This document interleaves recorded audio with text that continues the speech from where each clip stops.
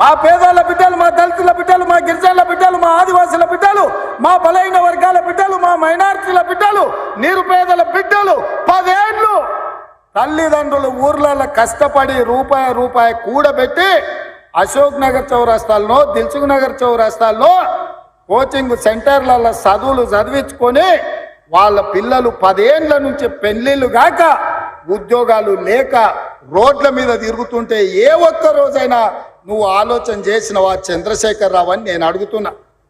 ఇవాళ నీ బిడ్డలకు ఉద్యోగం లేకపోతే నీకు దుఃఖం వచ్చింది.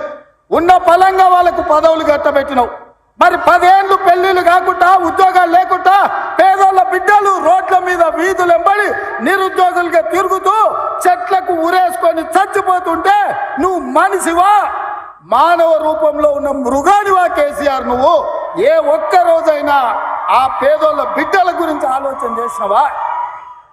కానీ మేము మా ఇందిరమ్మ రాజ్యంలో అధికారంలోకి వచ్చిన వెంటనే నిరుద్యోగ యువకులకు కావాల్సిన 25,000 ఉద్యోగాలు ఇవాళ మేము నియామక పత్రాలు అందించినాం. మార్చి 2 నాడు మళ్ళొక 6-7 ఉద్యోగాలు ఇవ్వబోతున్నాం. గ్రూప్ 1 పరీక్షల్ని నోటిఫికేషన్ ఇచ్చినాం.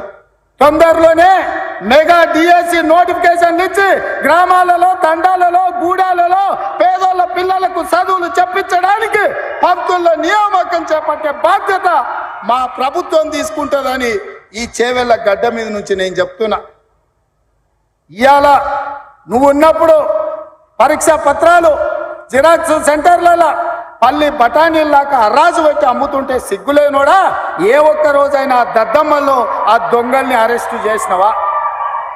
మేము వచ్చినాక బొక్కలేసినాం ఎవడైనా అట్లా చేస్తా అంటే. అందుకే ఈరోజు పేదోళ్ళ పిల్లలకు ఉద్యోగాలు ఇవ్వడానికి, పారదర్శకమైన నియామకాలు చేపట్టడానికి పబ్లిక్ సర్వీస్ కమిషన్ని ప్రక్షాళన చేసినాం. కోర్టులలో ఉన్న కేసులను పరిష్కరించి ఇవాళ వేలాది ఉద్యోగాలు ఇచ్చే బాధ్యత తీసుకున్నాం.